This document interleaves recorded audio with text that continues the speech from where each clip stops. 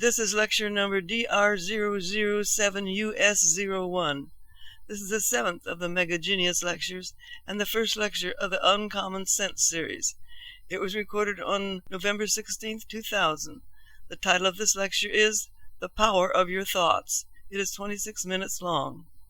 Copyright 2000 by Mega Genius. All rights reserved. This lecture is protected by internationally valid copyright. It may not, in whole or in part, be duplicated, transmitted, or otherwise reproduced without the express permission of Mega Genius. Unauthorized translation, importation, or distribution is a violation of applicable laws. Mega Genius is a United States federally registered trademark and service mark. And now, here is Mega Genius.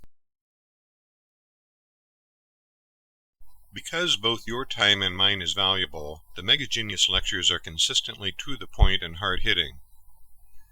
As a way of effectively making a basic point, however, I'm going to make an exception at this time as we begin the Uncommon Sense series by telling you a true story about a mystery behind a real door. Looking back, I suppose it was just a door like any other door to anyone else, but I knew better.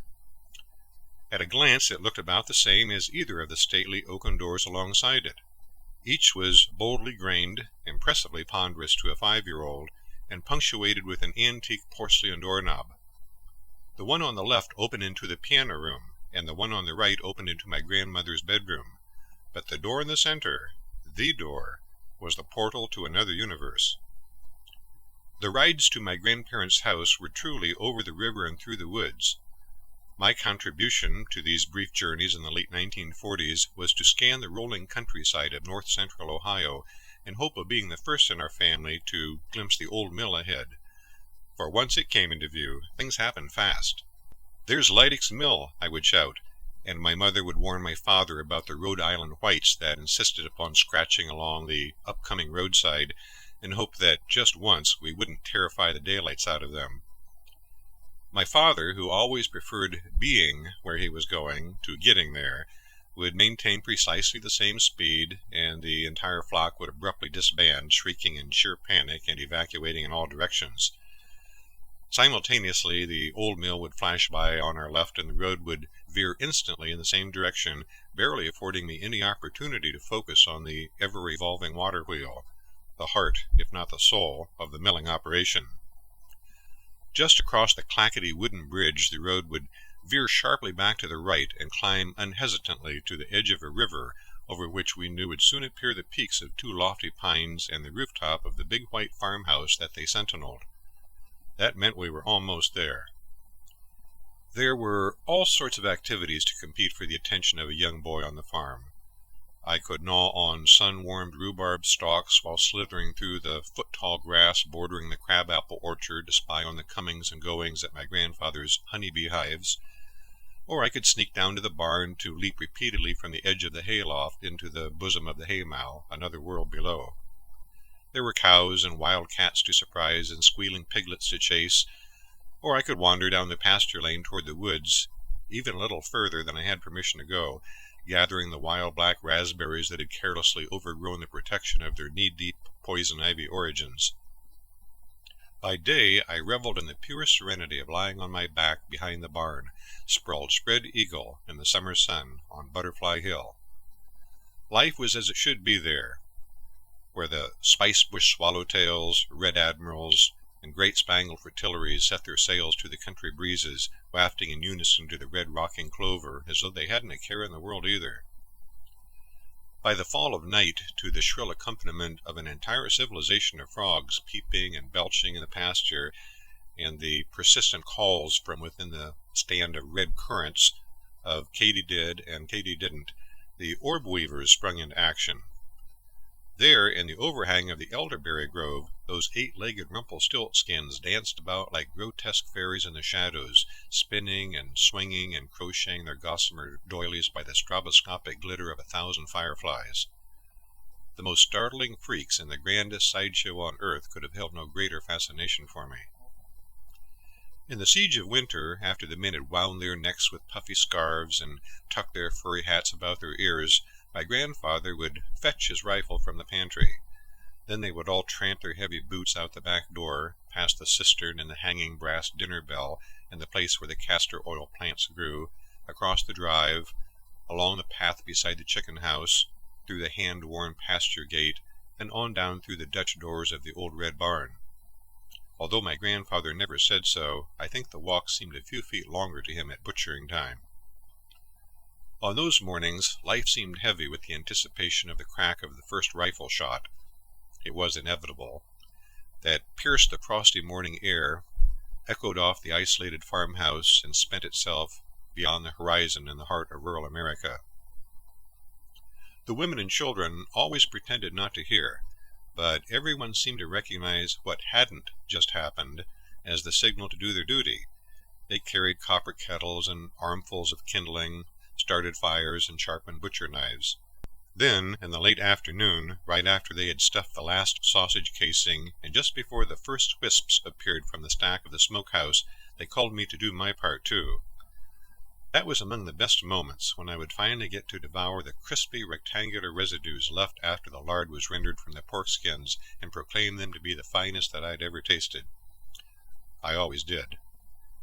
The secret to full enjoyment was to forget that when the last one was gone there would be no more for another year. Somehow even the scarlet-drenched snow beside the corn crib, where the dressing of the slaughtered livestock had begun, didn't seem so bad, with the toasty, farm-fresh crackling melting in my mouth. At least that was the way it all was until everything changed. All at once the stalks of rhubarb developed an uncomfortably sour taste, and the voracious patches of poison ivy crept to the very edge of the pasture lane, claiming all the wild black raspberries for themselves. I noticed there were not as many orb weavers as there had been a few weeks before, and the early summer brood on Butterfly Hill was mostly pearly eyes, tawny emperors, and a few wood nymphs, and other drably marked species.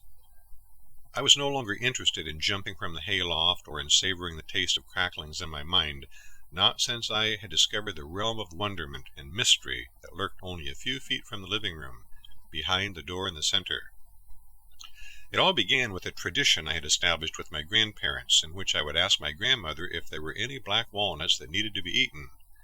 Then later that day, after I had time to appreciate that she was doing something special for me, she would appear with a heaping pan of last year's harvest, each nut still protected within its blackened and wrinkled casing of disguise. After ensuring that I had seen what she was carrying, she would ceremoniously pass the pan to my grandfather, who, having immediately sized up the situation from my commotion, would already be well on his way to the back door. In his workshop behind the house, the man who had planted the black walnut forest many years before would husk and crack them one by one, while I waited anxiously for the distant slam of his workshop door.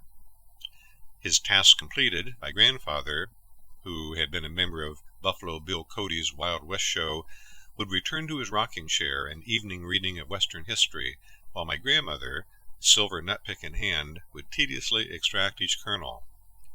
We always shared the tasty morsels with a light sprinkling of salt, according to her decree of black walnut etiquette.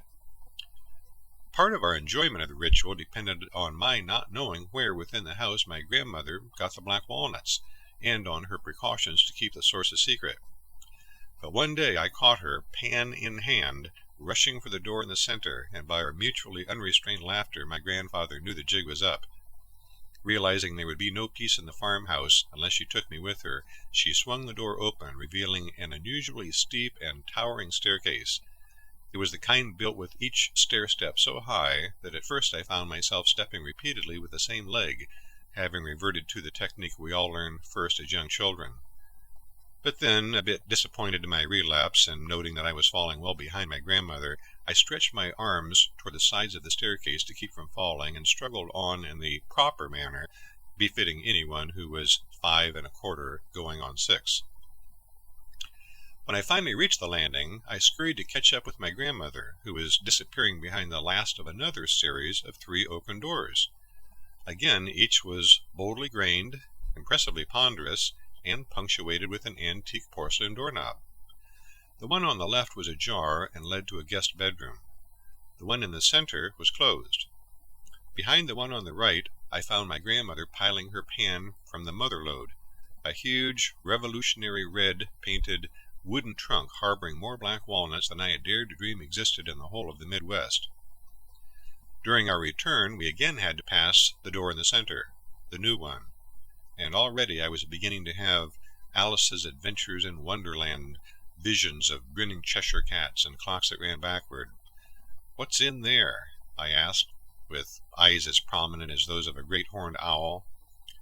"Oh, just a lot of old books and what-nots," she answered offhandedly as she unlatched the door so that I could see for myself. As if awakened from a deep slumber, the aged room seemed to yawn deeply and painfully stir to life as the weighty door slowly stretched open its hinges of its own accord until it could bear no more. Then, with a thin squeal, followed by a rapid series of reverberating snaps, the old door rested again in peace. The wondrousness that appeared before me enveloped me instantly. I was enchanted by the dilapidated magazines, mounds of them, and letters, receipts, posters and lithographs, and boxes of deteriorating newspaper clippings dating to the turn of the century and earlier. I was enthralled by the scrapbooks of penny postcards, replete with scenes of 1909 Packard automobiles, variegated trolley cars, billowing locomotives, and monolithic steamships casting off for distant ports of call. Looking closely, I could make out the fancy ladies in pastel gowns that flowed beneath their ankles, bedecked in broad-brimmed hats of ostrich plumes, scurrying aboard with prosperous gentlemen on their arms. But most of all I liked the books, the stacks and racks and trunks of diaries, vellum-bound volumes, and texts with leather straps and metal clasps, intended to remain forever locked to those without the keys. During the next 2 years I seized every opportunity to slip behind the old door in the center, climb to the top of the stairs, and explore every fragment of the past in the room that time forgot. Invariably time would also stop for me the moment I entered the repository and the overlapping shadows within. The tomb-like walls amplified the squeaks and cracks of protest that came with the opening of each old book. It was as if some long-forgotten skeleton had stiffened with disuse, but not so the thoughts that still presented themselves, line after line, yellowed page after yellowed page. Here and there a phrase was underlined. I liked to think I could get from those lines the same sentiments ancient readers had felt. I enjoyed reading the memorandums and inscriptions inside the book covers as well as the books themselves. Usually there was a, quote, "To George from Mary Ann on his birthday," unquote, inscription, followed by the date and town, all in painstaking, lacy lettering. Sometimes an excited reader had spilled a bit of jam, perhaps, on the cover, or a few drops of tea on the surface of a page. Occasionally the insides of covers, or even pages themselves, were marred by the markings of some toddling child, a child whose hair I knew had long since silvered.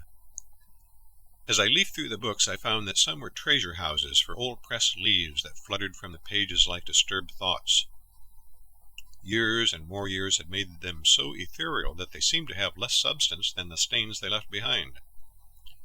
It was during my last visit to the literary vault that I stumbled onto The Great Secret of the Door in the Center.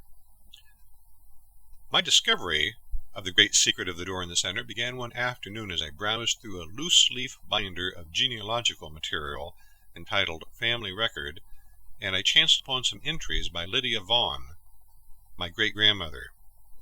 There are two particularly unforgettable memories I have of her. First, the way she wore her ghostly white hair in an intricately braided crisscross fashion around the back of her head.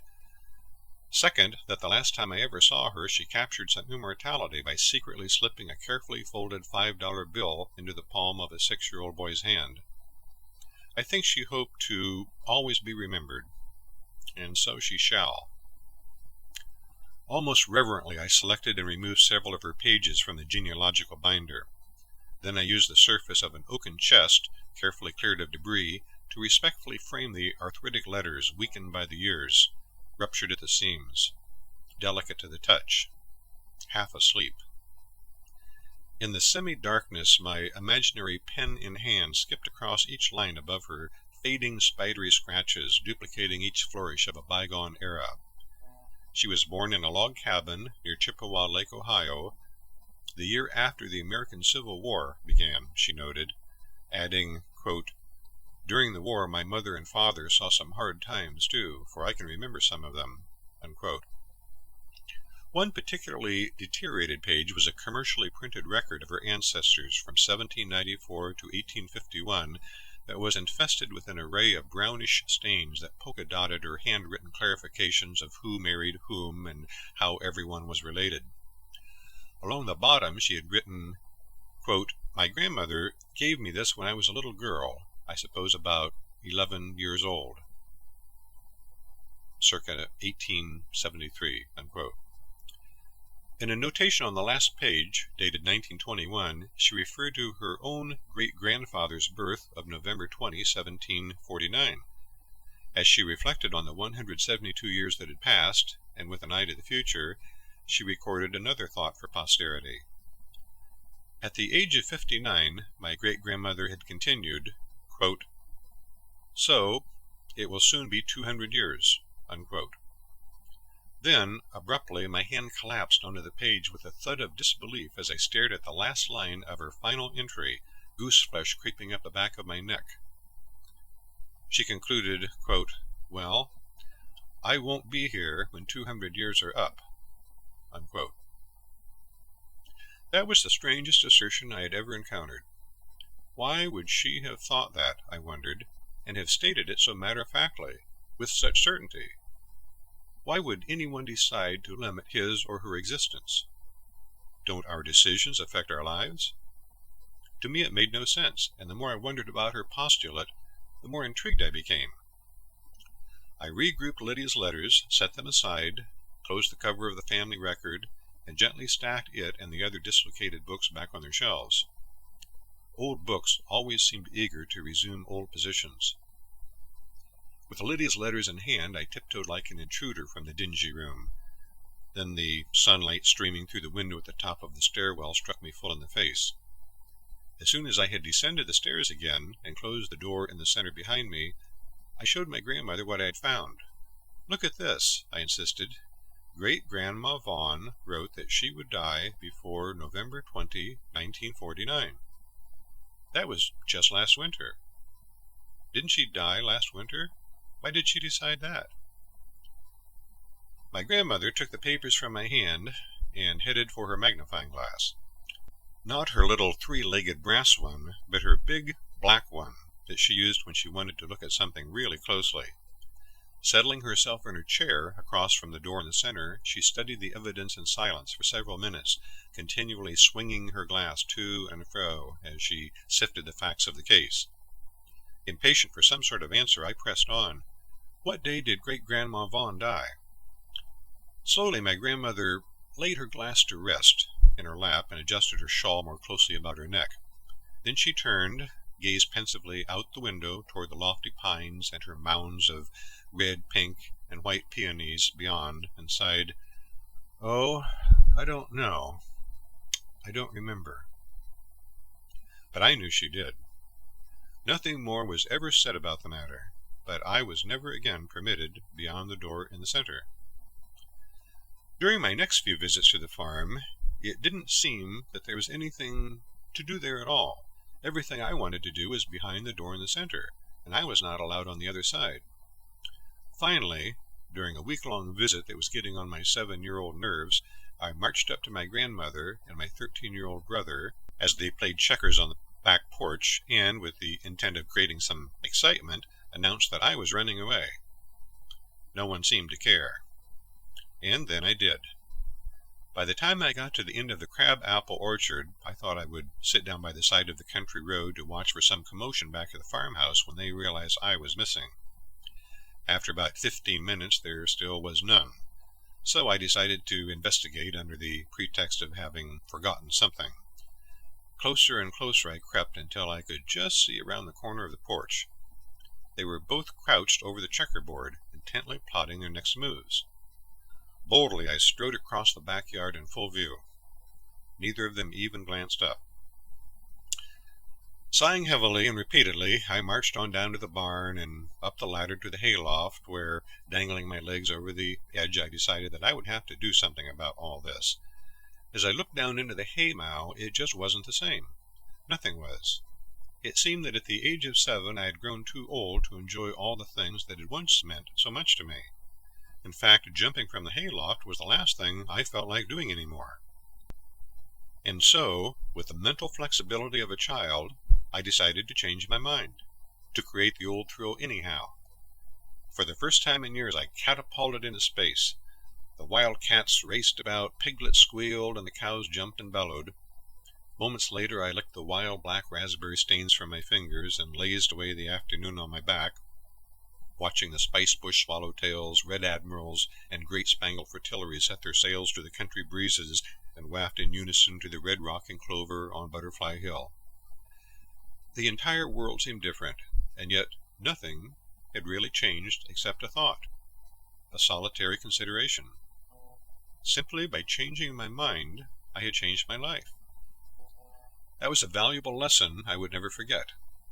To change your life, change your mind. 23 years later, while journeying to visit my grandmother in the fall of 1973, I noticed that the old mill with the ever-revolving water wheel was gone. So was my grandfather, who had died 3 years before, and gone to where his honeybee hives, along with their comings and goings in the crabapple orchard.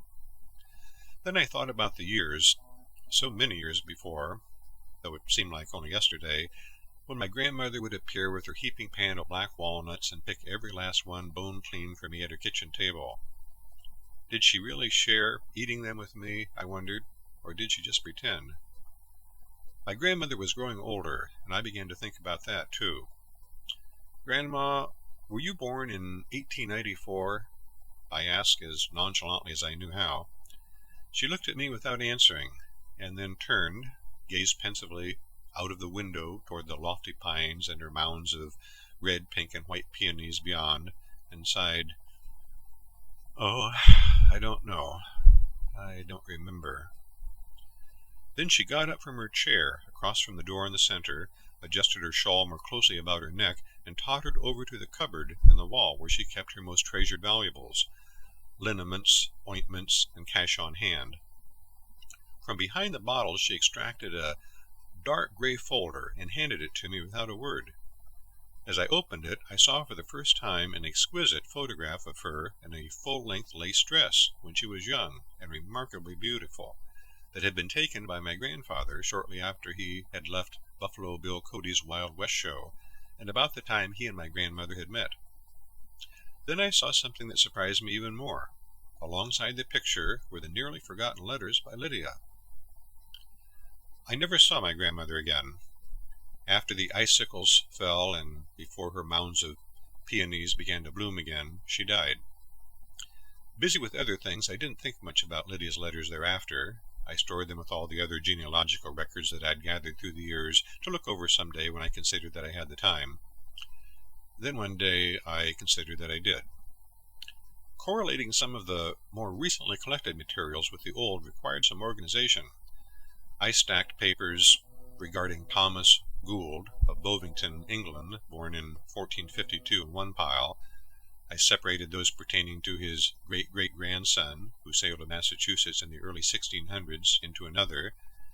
Then there was his grandson, a founding contributor to Boston's Old North Church, and his grandson, fired upon by the British in the first battle of the American Revolutionary War, and his grandson, and his grandson, and his grandson.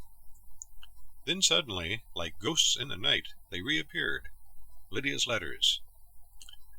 Quote, "Well, I won't be here when 200 years are up," unquote, I read with renewed interest. Did that single thought really affect her life, I wondered again, or had she survived to November 20, 1949, and beyond, in spite of it? Let's see, I thought, as I sorted through the vital statistics of that branch of the family, generation by generation, coordinating my ancestors' relocations from New Jersey and Pennsylvania to Ohio. Jacob, William, Nancy, James, Lydia, aha. Lydia Ellen Lance Moore Vaughn, I read, born September 11, 1862, Homer Township, Medina County, Ohio. She had suffered a heart attack on November 17, 1949, just 2 days before her self-imposed deadline. But wait, she survived. Then I read further. Quote, died November 19, 1949, Westfield Township, Medina County, Ohio, age 87 years, 2 months, 9 days, unquote. I quickly scanned the death certificate. Quote, death occurred at 8:15 p.m., unquote. At last I had the answer. By the inflexibility of her own decision, made nearly 30 years previously, and with only 3 hours and 45 minutes to spare, Lydia Vaughn proved herself dead right. Such is the power of the mind. Of course, they all said she died of old age, and the certificate of death stated, quote, coronary thrombosis due to generalized arteriosclerosis, unquote. But they were all wrong. It should have read, quote, cause of death, suicide, due to a solitary thought. Just as a 7-year-old boy renewed his life by intentionally restructuring his view of the world around him, and just as his 87-year-old great-grandmother determined the exact end of her life, both the individual days and the entire course of your own life are primarily determined not by how fate casts your lot, but by precisely how you choose to think. Consequently, believe me, you need to think more intelligently. With the potential to change your entire life for the better, remember the megatruth. To change your life, change your mind.